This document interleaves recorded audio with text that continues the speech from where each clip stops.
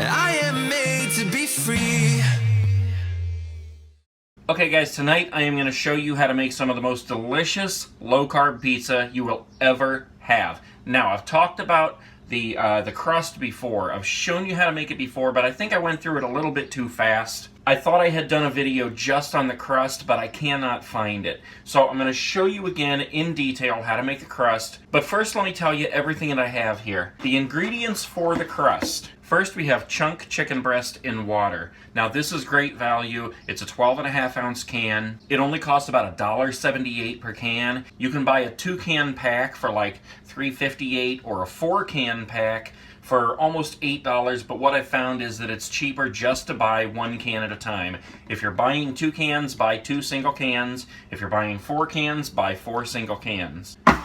Then we have Frigo shredded Parmesan. Of course, I already ripped off the cardboard that comes around it, but this container can be found in the cheese section. Again, it's called Frigo. I believe it's about 8 ounces, and in making our crust, we're going to use half of it. I've already made 1 crust out of it, so we got half of that left, so we'll be using that in just a minute.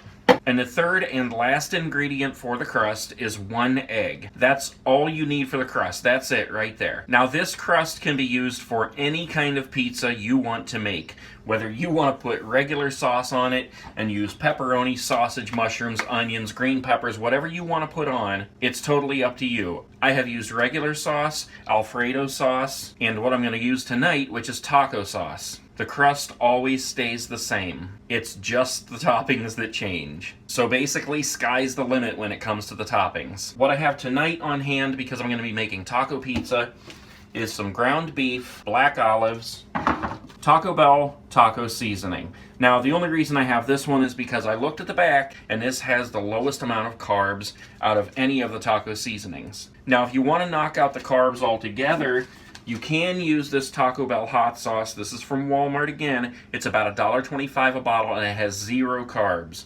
Personally, I like the flavoring in the taco seasoning, so I'm going to use that. And then after I'm all done, I'll just use this kind to kind of put a little bit on top because I like it. We also have an onion I'm going to dice up, a tomato I'm going to dice up, sour cream, shredded iceberg lettuce, and I have parchment paper because that's what you're going to want to put on your pan when you're making your crust. The last thing I have is cheddar cheese. Now, I happen to have 3 bags that are partially open. I think my girlfriend keeps like sending them home with me every time I go to her house. So I have a whole drawer in there full of partial bags of cheese. So I've got mild cheddar, taco blend, and another mild cheddar here. It doesn't matter how it's shredded. The only thing it really comes down to is how many carbs are in them. So just make sure you're reading your labels and you're not going to have a problem. Now the onion, I'm going to dice that up and I'm actually going to mix that with my hamburger and the sauce. But the rest of it, the olives, the tomato, and the iceberg lettuce, I'm going to save all that for when the pizza is done cooking. I'll dice up the tomato, and I can use a little bit of that along with some shredded lettuce, some black olives, hot sauce or sour cream, whatever seems like it's going to taste good at the time. So let me go ahead and show you how to make this crust here because this is the main thing. Like I said, you can make any kind of pizza you want, but the crust is always going to be made the same way. So the first thing you're going to want to do is turn on your oven to 350. Now you're going to need a bowl. We're going to use this big glass one. I love this thing. And you're going to need can opener, obviously.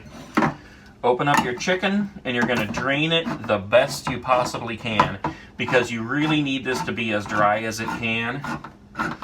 And let me give you a tip here. I think I said this before, but when you cut the top off, usually it stays connected in one tiny little spot there. So when you drain it away from you because when that thing pops, it squirts all over you. So drain that the very best you can, squeeze it all out.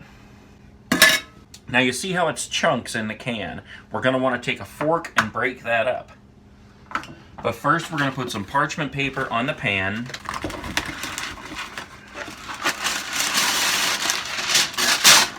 Once you got that ready, put your chicken right on there. And you just start chopping.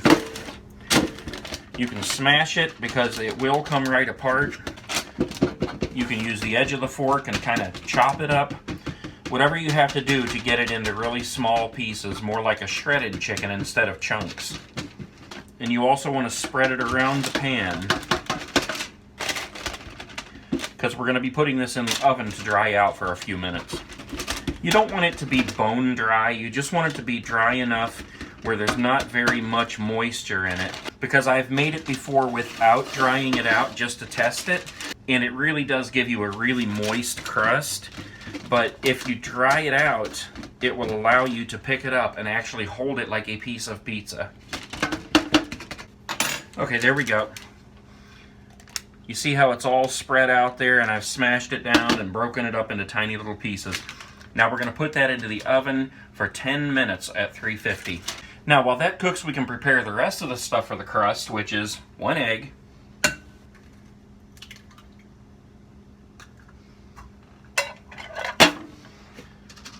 and half of that Frigo container. Just pour it all right in that. Just pour it all in that glass bowl there. And then you can mix that up a little bit if you want to, or else you can wait for the other stuff to come out of the oven first. But one way or another, it's got to get mixed up. So there's that. We'll just set that aside for now. And we're going to start working on our toppings. Now, I'll make that hamburger in a minute here. I think the first thing I want to do is dice up my onion and my tomato and prepare my black olives. Now, you'll notice that I bought the big can of black olives because I don't like to waste money. If you buy a small can like this of diced olives, it's like $1.35. This is like $1.38, and you get 3 times the olives. You just have to slice them yourself. So don't be lazy. Slice your olives. This is pretty boring, so I'm not going to make you watch it, but I'll be right back.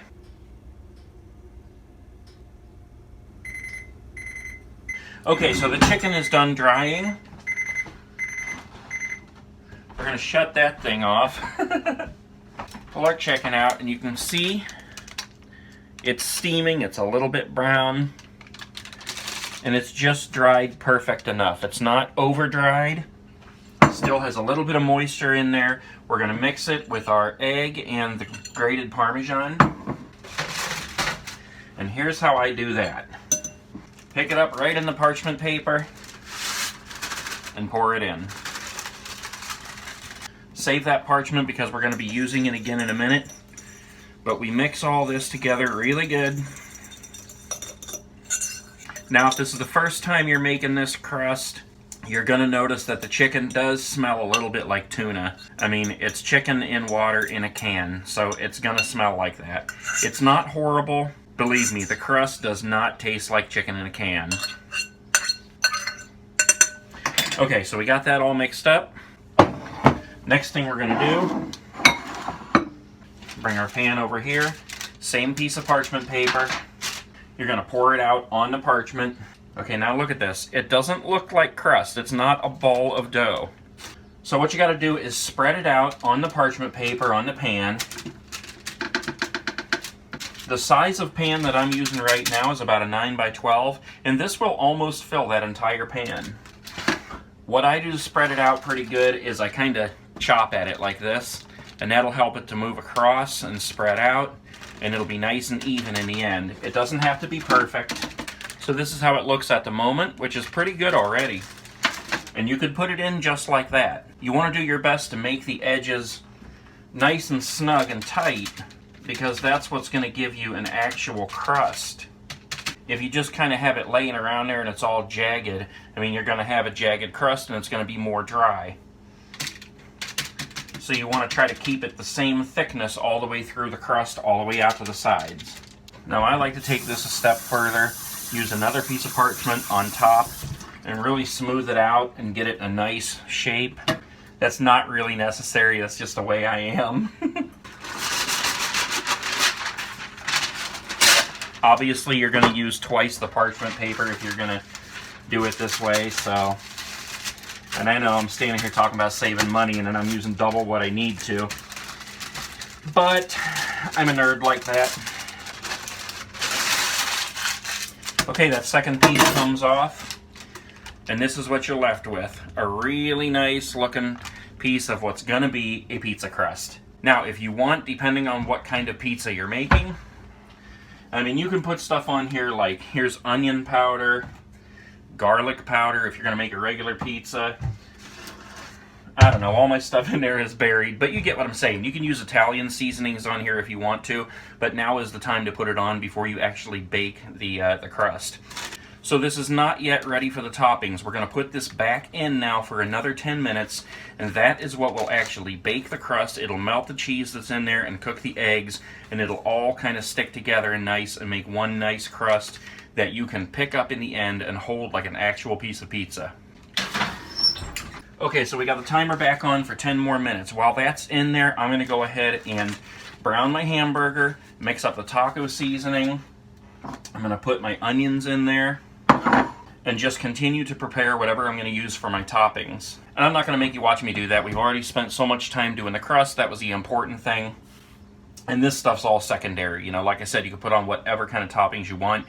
I've even made breakfast pizza, and I think I have a video of the breakfast pizza. It was to die for. Did I just say to die for? Holy crap. Okay, I'm gonna turn off the camera and get my toppings ready. Could I sound any more feminine?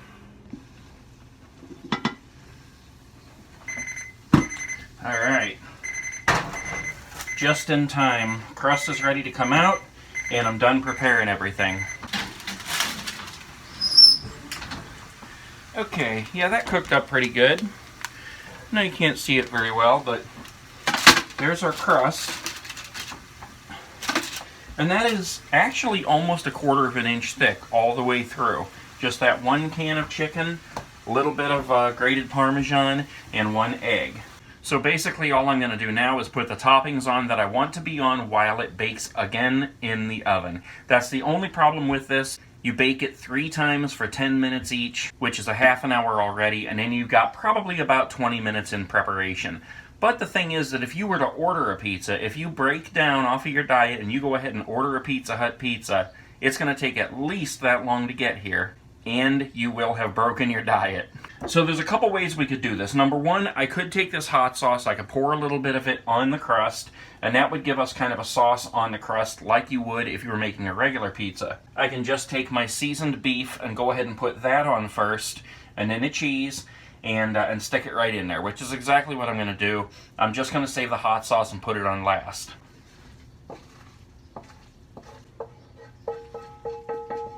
Spread that out to cover the whole thing. I go all the way to the edges. Smells so good already. And I'm using an entire pound of hamburger in this, which is really way too much. But it's not like I'm going to sit down and eat the entire pizza. Okay, we got the beef on there. Then we're going to take some of our cheese. Don't worry, I'll show you. I personally like a lot of cheese. I think that'll do. So here's what we've got. And that's going to go back in the oven for another 10 minutes. Actually, it's probably not going to be a full 10 minutes. It's only going to be long enough to really melt that cheese. If you're making a regular pizza and you're putting, like, you know, pepperoni and sausage and things like that, what I always do is put them in a pan and stir fry them with everything else that I want to go on the top. Even if it's onions, mushrooms, anything, I stir fry it so it heats up those toppings. That way, still, the only thing left to do is stick it in the oven and melt the cheese. So let's do that quick. As soon as that comes out, I'm going to dress up a couple pieces and I'll show you what it looks like. It is delicious. Okay, so that should just be about done. Yeah. There it is with the melted cheese.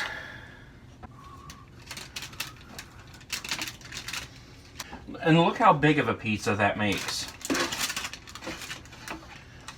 I mean, that's 6 big pieces there. Huge.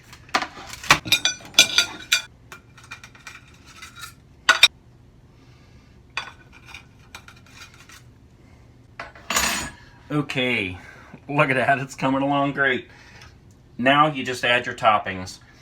I think I'm going to pass on the hot sauce, actually. I've been thinking about it and I want some sour cream. Spread that around.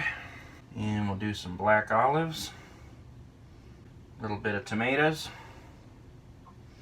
And some lettuce. And look at that. Does that not look delicious? taco pizza, Mexican pizza, whatever you want to call it. And I saved my last Diet Cherry Coke for the occasion. Alright guys, as usual, you get to witness the first bite, the taste test.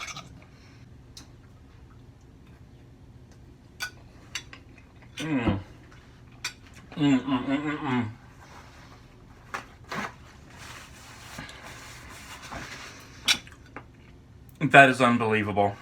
Guys, make this pizza right now. I can't stand it. I have to have another bite right now.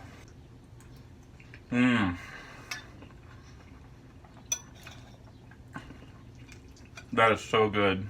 Little bit of black olive, tomatoes, lettuce, onion in there.